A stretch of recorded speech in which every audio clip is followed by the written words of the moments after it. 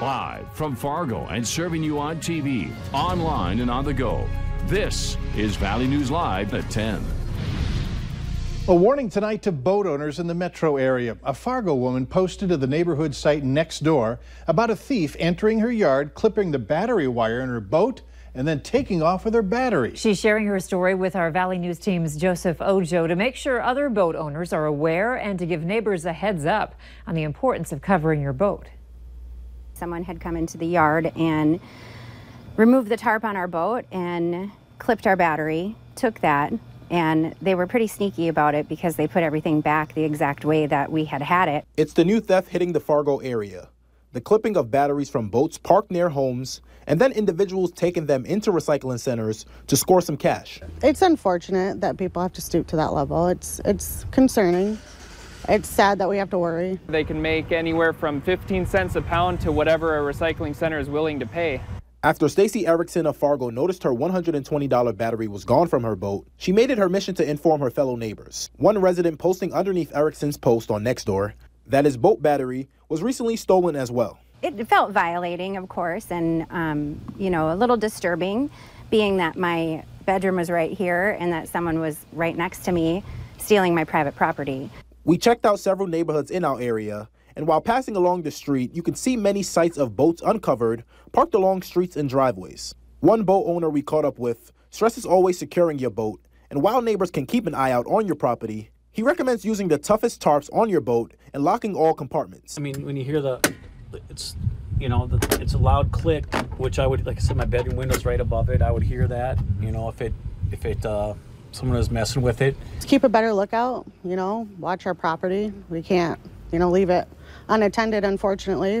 For Erickson, while the theft of the boat battery is unfortunate, she tells us that she is happy to share her story so that others can be alerted before the criminals strike again. This has also prompted us to look at security cameras as well to help prevent any future thefts.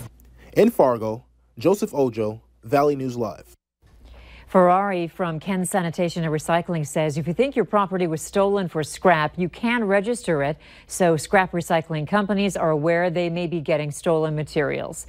We have a link to that site posted on our website, valleynewslive.com. There's word tonight of major changes within the Grand Forks Herald. A source within Forum Publishing is telling us that 30 people will be laid off as the printing operations are moved to Fargo. The source also reports that there will no longer be a printed version of the Herald on Mondays. It'll be online only. The changes will take effect the end of August. I was able to get a hold of publisher Corey Wetzel, who would only say that everything will be explained in tomorrow's newspaper. If you haven't moved your patio cushions inside, you might still have some time before the rain gets here. Others are out of luck. Hutch is here with more on what we can expect in the overnight hours. Hutch? Yeah, there is rain pushing up mainly from South Dakota. So along the border with South Dakota, we're seeing a few showers. And here in the Fargo area, we're getting the high clouds drifting off, making for another gorgeous setting sun. Here's a look at the radar, mainly south of Interstate 94 and all heading toward the I-29 corridor. Some showers and thunder showers in our area, none of it severe, but some heavy rain will continue to spiral its way into the region as we go through the overnight hours. Our model shows that most of the heavy rain will be in our southern counties along and south of I-94 between now and morning. That extends all the way down towards Sioux Falls. We start out our Thursday in the 60s and more rain in store for some of us. I'll have details on what you can expect for Thursday and beyond here in a couple moments. Okay, thanks, Hutch. Rapid growth in West Fargo is beginning to affect where children go to school.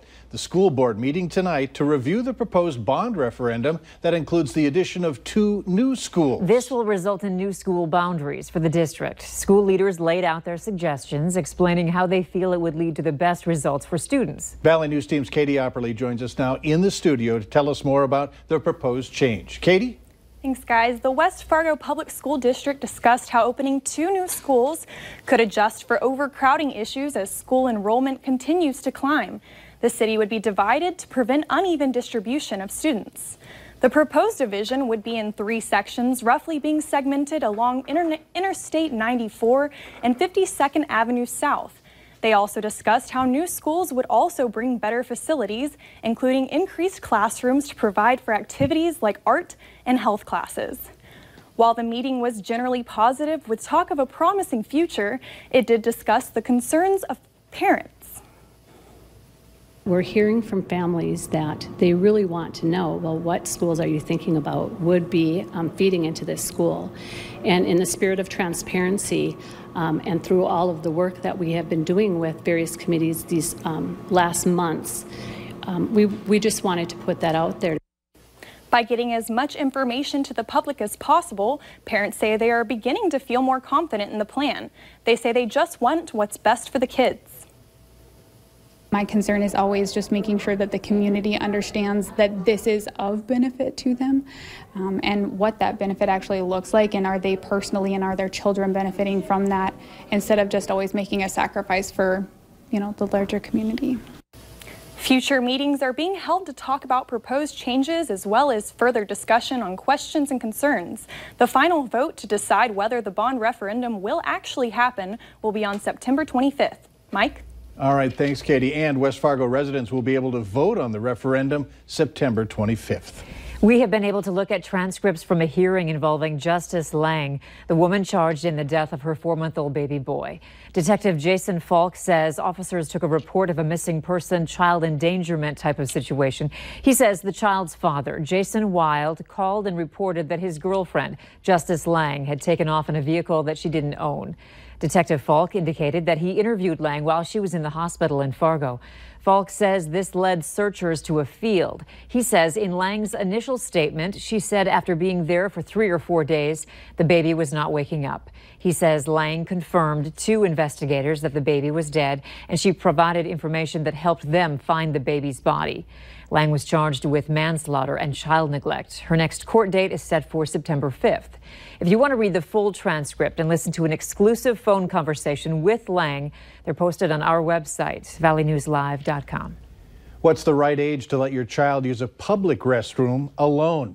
It's a question that follows the nightmarish story of a 6-year-old boy in Minnesota who was molested in a public restroom last week. Court documents say 18-year-old Dalton Keyser forced the boy to perform oral sex on him and then did the same to the child. Authorities say the boy's mom was waiting for her son to come out of the men's bathroom at the Warroad campground. Keyser is charged in the case and is facing criminal sexual conduct charges. An early child care consultant that we spoke with advises kids to use family restrooms when they're available. If one isn't, have your child talk to you while they're in the restroom. As far as the right age to allow a child to use a restroom alone, experts say there's a gray area for a lot of parents. It's really based on preference and how parents feel. A lot of it is a comfort thing too, and depending on the different situations or different settings. Experts in the child development field say to avoid restrooms with more than one entrance like some parks have. They say to tell your child to use a private bathroom instead of a urinal. Police have released a photo of the man who they say pointed a gun at 2 employees at a Fargo liquor store. In the picture, you can see the man holding up what appears to be a handgun inside Royal Liquors. The suspect is described as a black man with a thin build, about 5'10" to 6 foot. Authorities have confirmed the alleged robber threatened 2 employees before making off with some cash just before midnight last week. It's unknown how much money he got away with. If you know who this man is, you're asked to contact Fargo Police. A corrections officer was attacked and killed at a Minnesota prison this afternoon.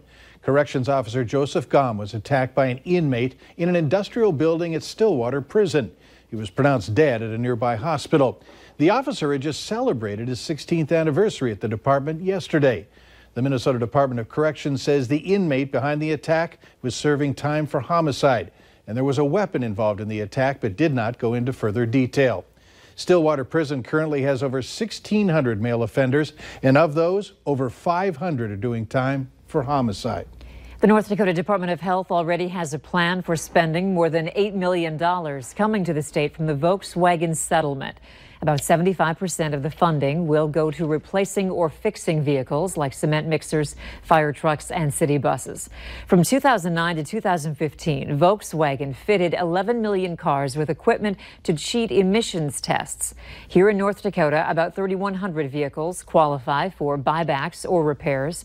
The department is looking for public comments until the end of August. We're anticipating it might be later this fall, possibly early winter. Since it's a new program, a lot of times it takes a little bit longer to develop than a program that's been around a while. The Department of Health will hold 2 public hearings on that settlement, one in Fargo on July 30th and the other in Bismarck on July 31st. Still to come tonight, the timing of your dinner could affect your cancer risk. But first, there's new information about a health risk to pregnant women. What to watch out for, up next.